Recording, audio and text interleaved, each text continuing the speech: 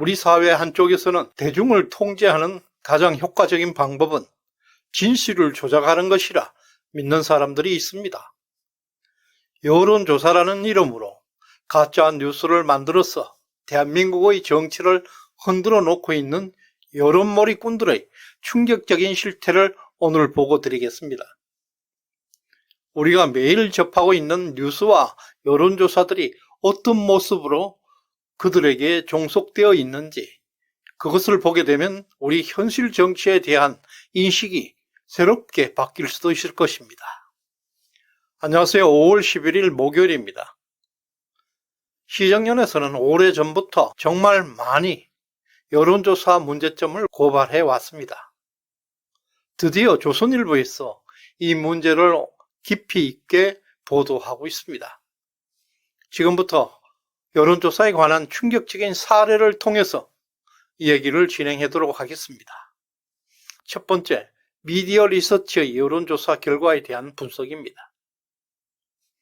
조선일보에 따르면 5월 1일부터 5월 10일까지 실시된 여론조사 27건을 분석해 본 결과 국민리서치그룹과 에이스리서치에서 실시한 조사에서 윤석열 대통령의 지지율은 42.1%였습니다.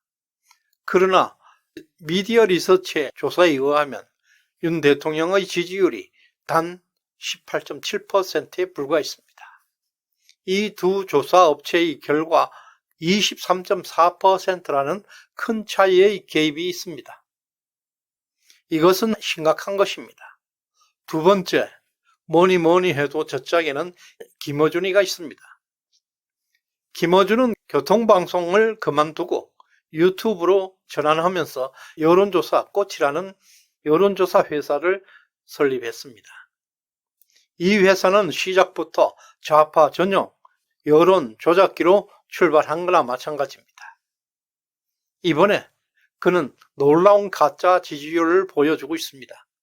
김어준의 여론조사 꽃에 따르면 민주당은 52.7%, 국힘당은 36.9%, 민주당이 월등히 높습니다.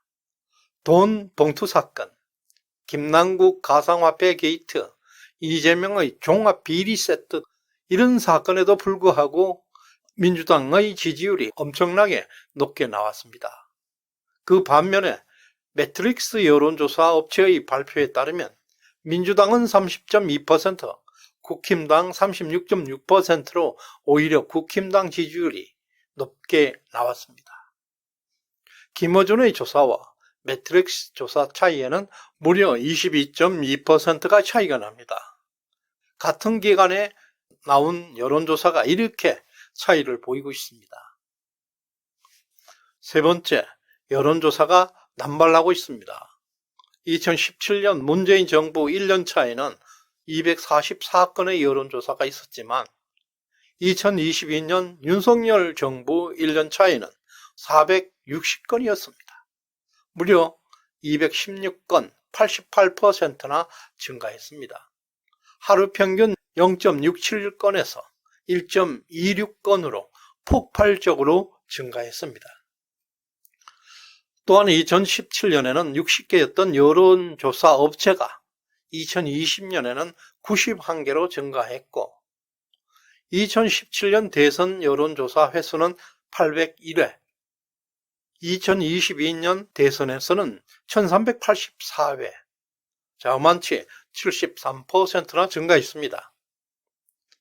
특히 5% 미만인 여론조사 비율이 18.8%에서 26.7%로 증가했고 또 ARS 조사 비율이 24.2%에서 무려 77.7%까지 급등한 사실은 저급한 여론조사 업체들이 폭발적으로 증가했다. 질 떨어지는 여론조사를 양산하고 있는 심각성을 보여주고 있습니다. 정권 교체는 권력이 좌파에서 우파로 또는 우파에서 좌파로 이동하는 것을 말합니다. 대한민국 건국 이래 가장 짧은 기간 집권한 정권은 어느 정권일까요? 이들은 20년 장기 집권을 주장했고 자신들과 다른 생각을 가졌던 사람들을 적폐로 규정하고 2천여 명 이상을 감옥에 넣었습니다. 이들이 지배하는 세계는 거짓과 조작이 만연했고 정의가 사라진 악마의 시대와 같았습니다. 다행스럽게도 우리 현명한 국민들은 그들을 5년 만에 퇴출시켜 버렸습니다.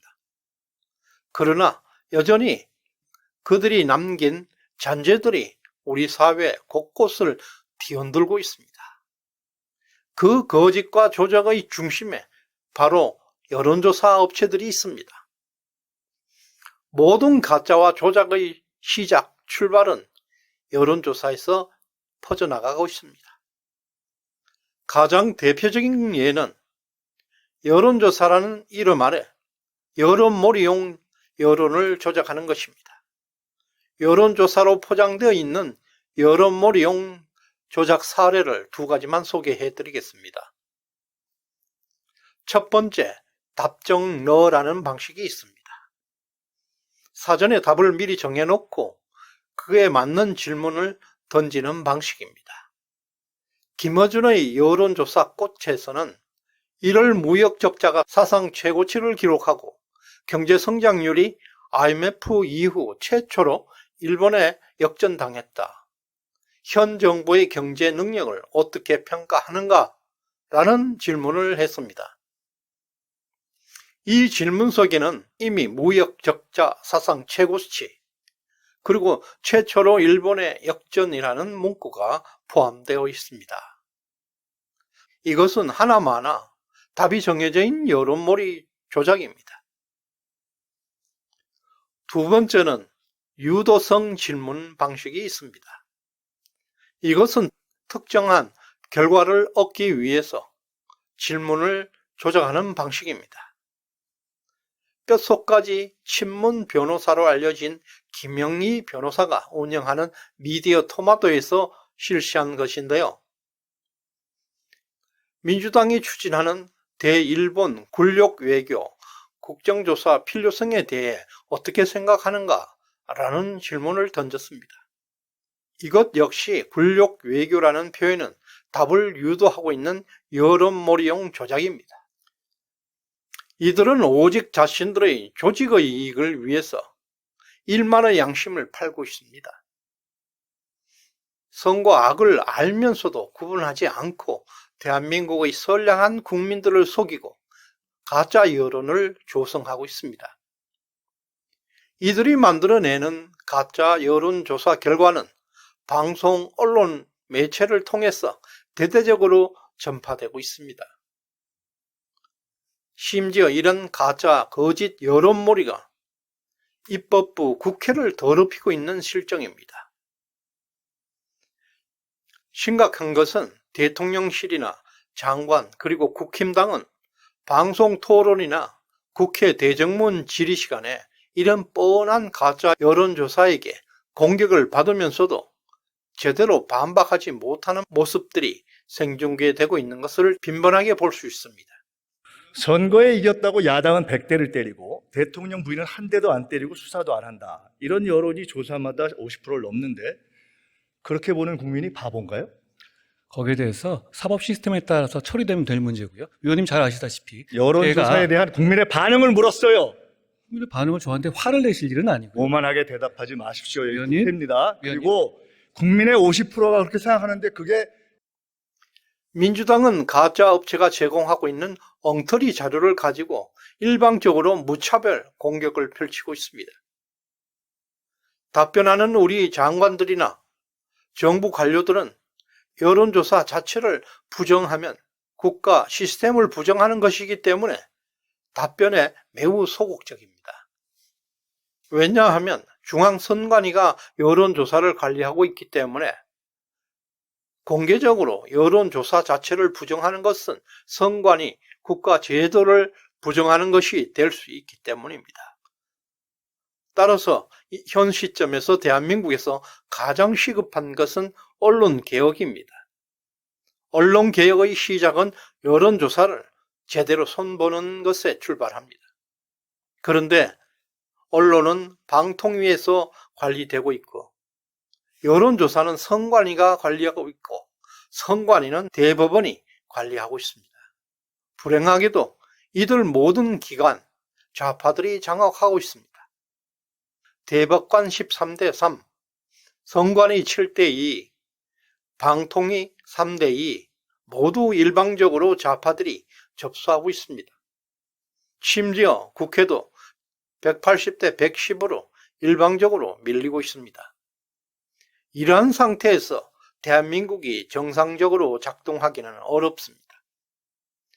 윤석열 대통령과 한동훈 장관이 풀어야 할 가장 큰 과제는 이 문제를 해결하는 것입니다. 다행스럽게도 그 해결책은 간단합니다.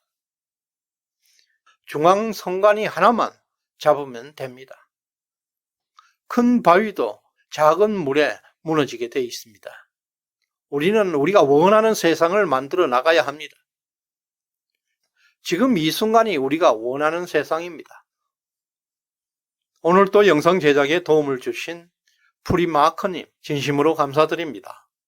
시청해 주셔서 감사드립니다.